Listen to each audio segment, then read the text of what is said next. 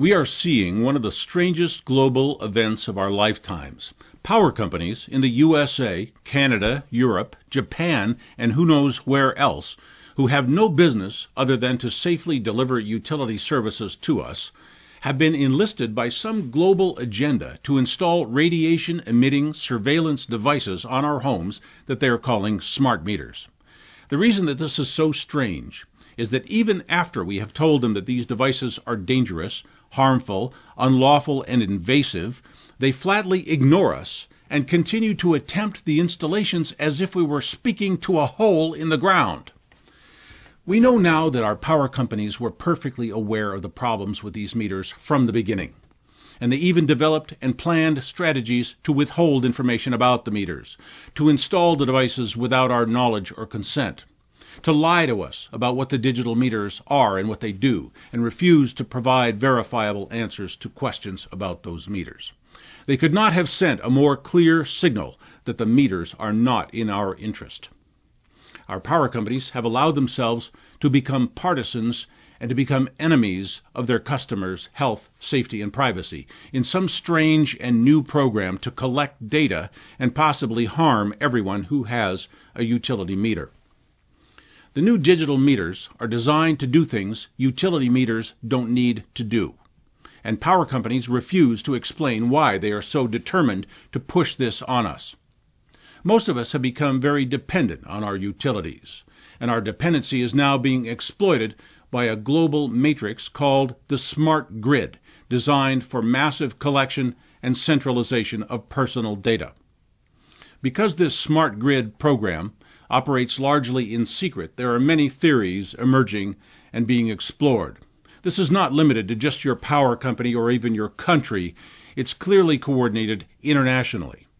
United Nations Agenda 21 has become suspected as a key driver because that agenda calls for global controls of population behaviors and collection of data at the local level, just as the digital meters are designed to do. Those United Nations programs have been directly funded by proponents of global governance and depopulation, such as Ted Turner, Bill Gates, George Soros, and other members of secret societies advocating depopulation, such as the Club of Rome. Again, this is currently largely rumor and speculation, and we certainly need more facts to fully understand the bizarre experiment of invading private homes all over the world with high-tech monitoring devices posing as utility meters. Depopulation agenda or not, digital utility meters offer no benefit whatsoever to customers and pose a number of very serious hazards. It's hard to imagine the forces and pressures that could have enlisted your power companies in the smart meter program, because broad-scale deployment of those meters exposes the power companies to huge negative legal and political consequences. Because of the secret character of the smart meter rollout, utility customers have been caught very much off guard and have made some mistakes on how we respond to this assault. We have protested and demonstrated. We have pleaded and argued with the utility company to remove the meters. We have asked the utility company to provide solutions, assuming they would want to. We have failed to recognize that the problem is much larger than mismanagement of a utility company. We have a determined public enemy at a level above our utility companies. The power company is a low or mid-level player, and they are playing on the wrong side. This forces us into a different relationship with our utility companies. You don't negotiate with criminals. You don't let them commit a little bit of crime along with an essential public service. Crime is crime.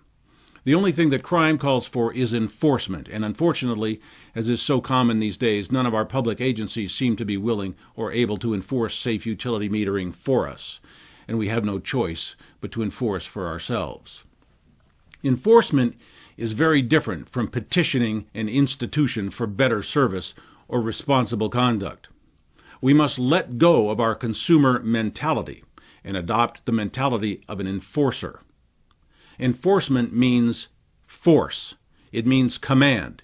It means using leverage, strategy, and power in a targeted way against a determined opponent. If you want your home in the future to be free of excess electromagnetic radiation and monitoring devices, there are some strategic and targeted strategies that I can suggest. First, never compromise with a violator. Never negotiate your rights, safety, and health away. Giving up those things damages you. What that means in the struggle against digital utility metering is never agree to any harmful or unclear proposal that has been devised by your utility company. Do not regard the company as your friend. They may offer to violate you a little less and call it an opt-out. They actually have the gall to demand payments for not violating you. There is no word for that but extortion. It would be unbelievable if it wasn't actually happening. In California, in February of 2012, Pacific Gas and Electric and the California Public Utilities Commission decided, without any consensus from or even disclosure to most utility customers, that all Californians should pay a large fee up front and monthly fees forever for the privilege of not having a more expensive electric meter that emits cancer-causing radiation and conducts surveillance on private activities inside the home. Never before have these utilities and regulators lost their reason and common sense to the point where they have attempted to charge people for not having something. The logic is amazing. I guess this is what they're thinking. They expect to make huge new revenues by charging you for what they call time-of-day usage. Because their meters will be spying on your daily and hourly energy consumption behavior, they can attach fees and penalties to behavior they deem to be undesirable. If you refuse to accept the smart meter that enables them to raise all these fees, they want a way to get the revenues anyway, by simply charging you fees for not having the meter. And amazingly, regulators failed to see the plain criminal idiocy of such a scheme.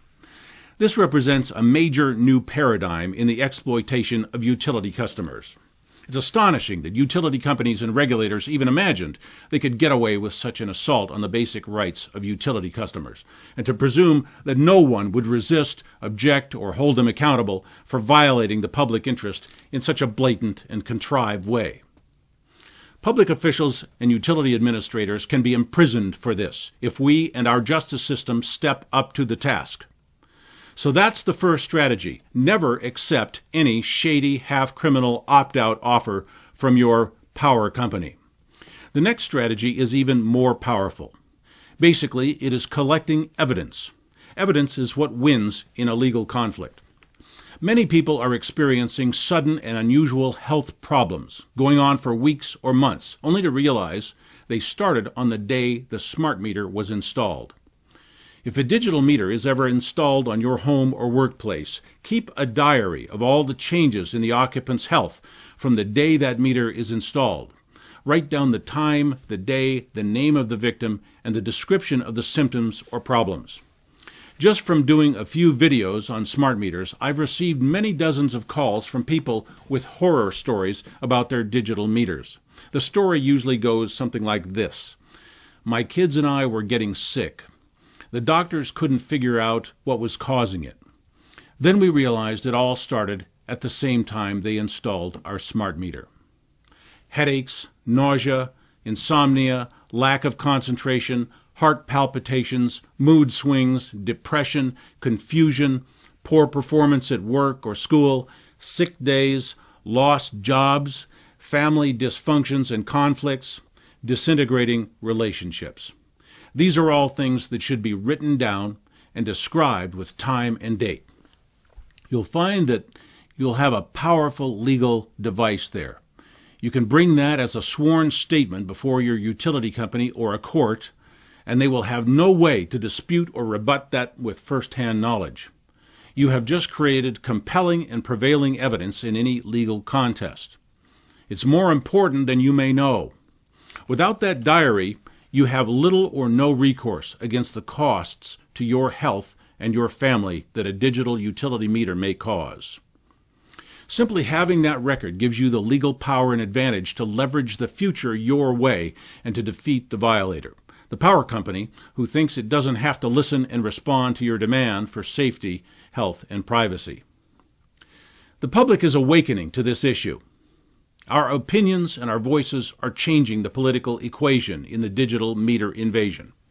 But this is no small program, and we will have to be heard. All of us will have to be heard if we wish to protect our health, safety, and privacy.